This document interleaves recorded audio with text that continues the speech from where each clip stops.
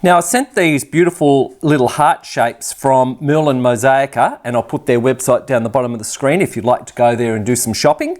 Now these are made out of Perspex, and they have a paper coating on both sides to protect the surface so it doesn't scratch. And what I'm going to do is create a sun catcher with these. Now I'm thinking about putting some either wire in between, very jewellery wire is what I'm looking at, or maybe even some fishing line. I'm not quite sure. And I'm not actually sure what I'm going to be doing here. I'll probably be using some of these little angel wings. I don't know whether you can see those, hope you can. So I may use some of those and these flowers here as well. And these flowers are really nice, and what I did was I actually if I've got one here, I might be able to show you.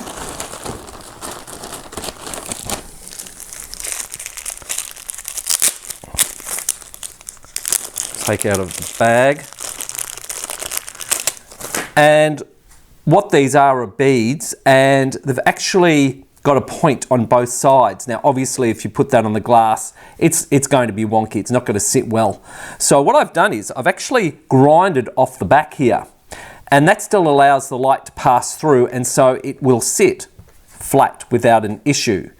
So that's what I'm going with at this point in time. I'm thinking about, using some of these beads and some of these wings. Anything else I'm not really quite sure of, although I have actually chosen some glass. I've got some strips of glass here, and I've got a lovely purple one as well. But I'm not really quite sure what I'm going to be using. Like I say, this is kind of like most of my projects, I kind of wing it as I go. So what I'm going to do is I'll peel these backs off, and then I'm only going to peel one back off first, and this is the hardest part about when and you've got to be very careful you don't cut yourself if you're using a knife. This is the hardest part about the Perspex, is just starting it. Peels off easy enough. So now I'm going to turn these around so I can see what I'm doing, which is going to be probably a bit harder for you to see. And what I'm going to do is I'm going to get some silicone, not some silicone, I'm going to use Sudal Fix-All, because this doesn't contain the solvents, because it's an SMX polymer, so it doesn't contain the solvents like silicone does, but it works like silicone. So what I'll do is I will put that in a baggie, because I've only got a few to adhere down, so I'll put that in a baggie. I'll do that off camera, and then I'll come back and we can start adhering things down. Right, so what I'm thinking about doing is just adhering these down, these wings, and probably putting these light blue ones, or aqua, whatever you want to call them, turquoise. Something like that is what I'm looking at. And I mean, any design, this is just what I've come up with. You can put beads around the edge, whatever you use, as long as it's going to allow the light to pass through. So I'm just going to now just put a little piece here of silicone, not silicone, another one over here. Fix-All is what I'm trying to say.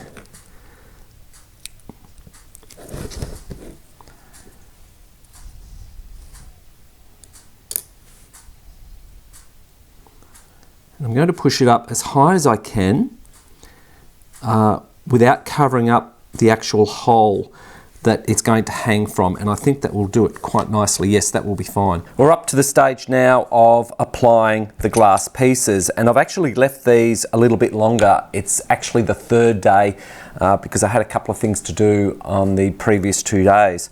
So what I'm looking at doing is actually using some of these and maybe even some of my scrap glass, although this is just strips that I've cut off from a previous job. And I'm looking at kind of like laying it this way and this way, just different ways. And you can be creative and you can do whatever you like. It's just up to you.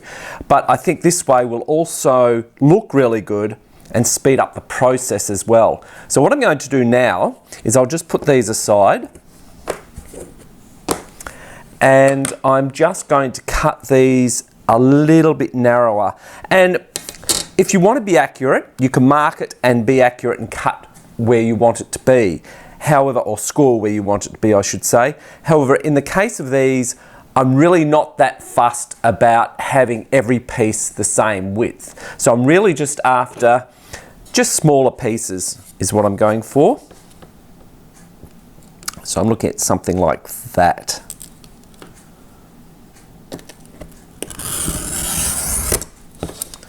Okay, and then we're just going to break that. There you go. So even though they're not the same in width, it really doesn't matter in my case. And I'm just going to mark on here the curve. And I am going to actually grind the edges because I'm really not wanting these edges to be sharp when I'm using the glass.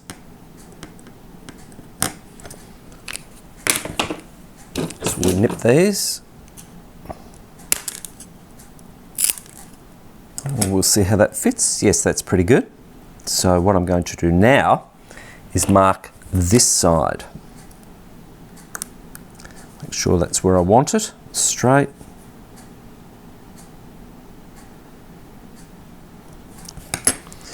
We'll cut that. And you'll find glass cuts differently. It's not all the same. Temperature also affects the way it cuts. Let's see how this fits. Yes, that looks pretty good. And remember, this is going to be seen from a distance, so you don't have to be perfect about everything. It just has to look really good. Okay, I've got that. I've now got my little lid here. I'm going to put some Fix-All onto the lid. And I've created a little baggie with it because I find it's easier to handle than the big container. So I'm just going to put some on the lid there. Not a lot. And then I'm going to get my little, just have an idea where that is. Yes, I'm going to get my little brush and paint this.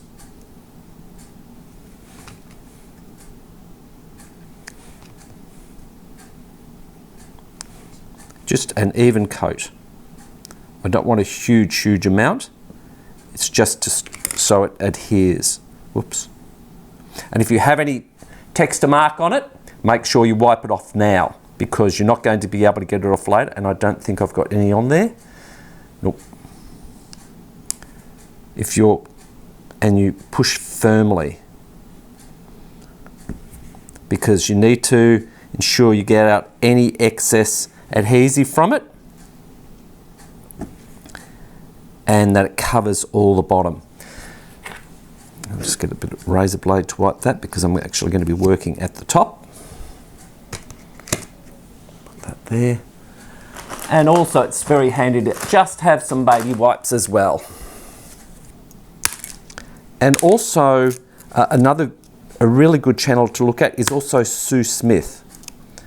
She does wonderful glass on mirror, and she shows you also how to cut some really beautiful stained glass flowers, and she's got lots of hints and tips. So Sue Smith is really great, and that's where I got using the razor blade. That's where I got the idea from Sue Smith's channel on YouTube.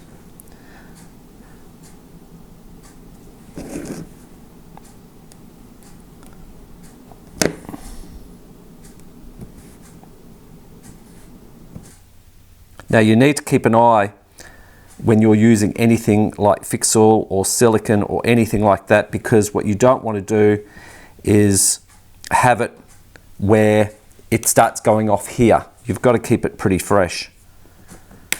Okay, so it's going to go there. Before I push down, I'll just clear that little bit of shard and then push down.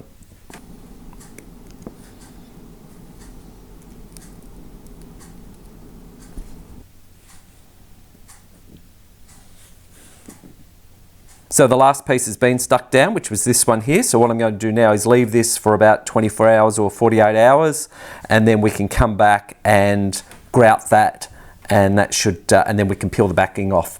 Okay, we're ready to grout, and we're not going to be using grout. I'm going to be using Aves Epoxy Sculpt. That's it there. And of course you can get them in smaller containers. Now all we're going to do is just fill in the grout lines with it. Just wipe it in. Don't worry about the residue that's on top because we're just going to use a damp cloth and wipe that off. And I do I have used this for small projects like this, and it works really very well. And it doesn't shrink, and it's extremely durable. And I'm wearing gloves. Now, if you want to know how to use this and the necessary details on the Aves epoxy sculpt, I'll put a link up the top of the screen here that will take you to a video, or there's a couple of videos I actually did on it, so you can go there and have a look for yourself.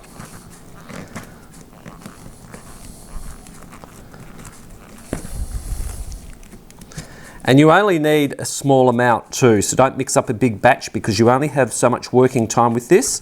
For me, around about 20 minutes in the environment that I'm in.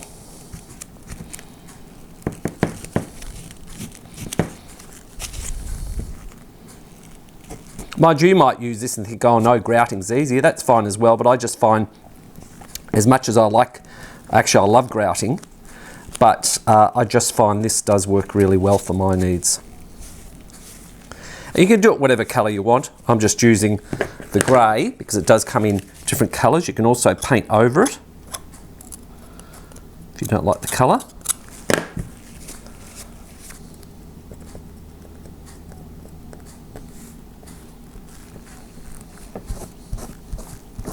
Look how neat those grout lines are.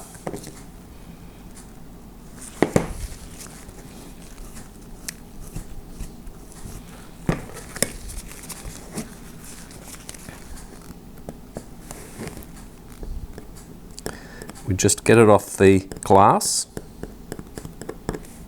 same as we would with grout. Now when I did this, I didn't realise that there's actually a broken flower here. It chipped and I didn't realise I used that one. It's a bit of a shame, but it's done now. I mean, if this was just a glass piece on perspex or glass, then it would be easier, but having these little shapes in here has made it a bit more difficult, but that's okay. And I've got the hole down here to do. I could always use a drill to actually get it out if I left it, but I really don't want to do that. There we go. It's coming along, a bit more cleaning up to do, but that's okay. So we'll come back when all these are done and it's ready for then the threading and the beads if I'm going to use beads. Okay, now we're up to actually beading these things together. And what I'm looking at doing is starting at the bottom and starting with the small heart first. I'm looking at actually putting a crystal chandelier piece at the bottom like that and then working my way up. And actually these, I bought quite a few of these. They came from a shop in Warburton here in Victoria, Australia. And it's a wonderful shop. It's very eclectic and it has a lot of different things in there secondhand and just really, you don't know what you're going to find. So a really good place to shop, and I hope it's still there. I don't know whether it is, but I hope so. I've got all these beads as well to play with, but these are coloured beads, so if you were to cut them, the colour goes all the way through. But I think these will be quite small to use in between. So I'm thinking about maybe not using those, but I do have these beads here. And I'm thinking about maybe using those in between each of the hearts. I'm going to use fishing line. I was going to use the Soft Touch, Soft Flex metal line, which I think will actually work better. But because the beads are see-through, I don't really want to enhance them with metal line going through it. So I'm thinking about using fishing line, which I have here. I've got my tools ready, so I'm pretty good to go. So I'm going to actually use one of these pins and one of these bead caps and put that through the bead cap and then attach that through the crystal, and then I'm just going to fold that up.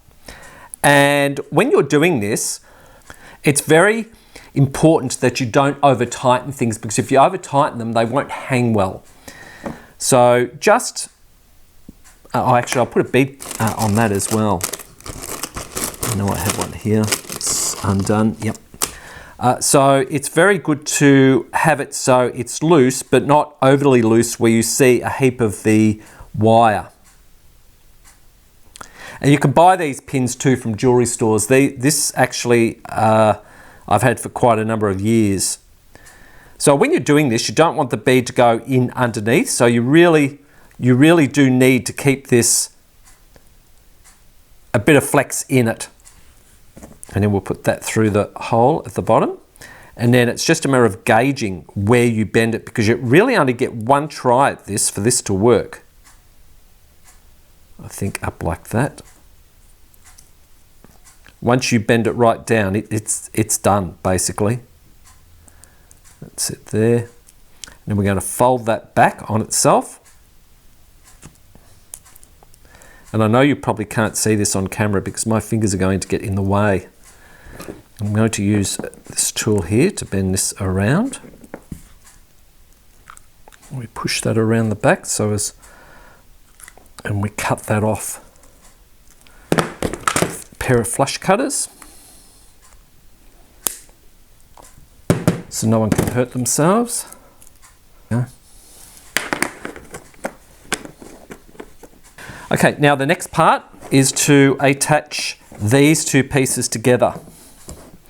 So I'm thinking again, threading the beads. I'm going to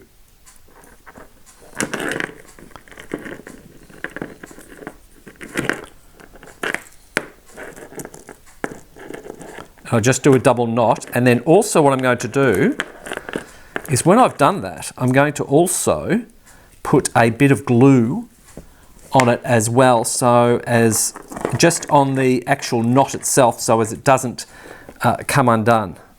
Not that it's likely to, but I want to make sure it doesn't come undone.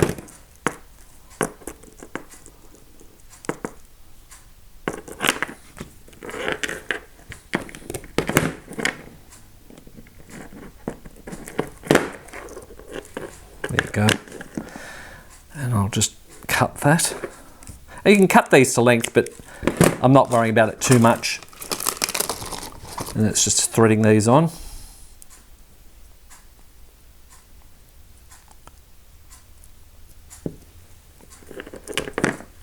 Because the beads are going to cover, the beads will cover the knot. Whoops. There you go. And again, the same thing applies. You really don't want too many. We've got to remove the backs of these as well, but we'll do that last.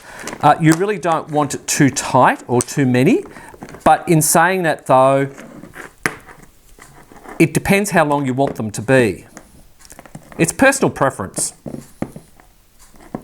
is what I'm trying to say. Now we'll put that at the back there.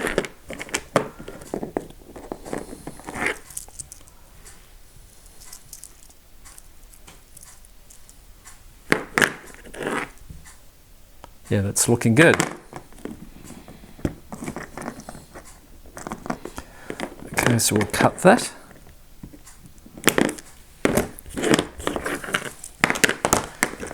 Now we'll go on to the next one. Now to do the top one. These tools are absolutely brilliant, and these came from a company in America called Bisou Boutiques. So if you're after any quality tools or any jewelry pieces, you know, all the jewelry fittings and things like that, then that's the place to go, because she has a wonderful, wonderful range of quality products and such a variety. She's a lovely lady. She has a YouTube channel too.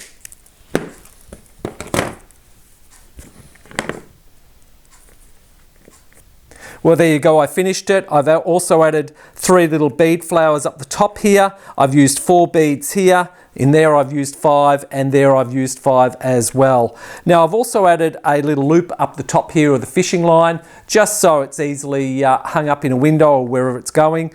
I've also just put a drop of E6000 onto the actual knot there, just to hold it so it's not going to come undone. Not that it's likely to, but I'd just prefer to put that bit of E6000 on there just for a bit of reinforcement of the knot. And I did that wherever I did a knot with the fishing line. So I'm going to take it outside and see what it looks like. Well, here's the sun catcher hanging outside, and I think it looks really good. I think it turned out really well. Now, I tried to take a video of the sun catcher in all the sun with all the colours reflecting from it, but unfortunately it's a fairly gusty day and I could only really take a photograph because you only get a matter of a few seconds in between wind gusts to actually take a photo. But I think it turned out really good. Now, here's the sun catcher hanging in front of my bathroom window, and you can see the difference with it when there's no sun shining actually on it, but there's quite a bit of light illuminating it. So anyway, I hope you've enjoyed the project. I hope you've taken something away from it. If you have any ideas, or perhaps you've made sun catchers and you've got a better way of doing them, then put the comment down in the bottom of the YouTube channel. I'll be interested in having a read of them, and I know others will too. And I hope you've taken something away from the video, and I'll see you in the next one. Enjoy.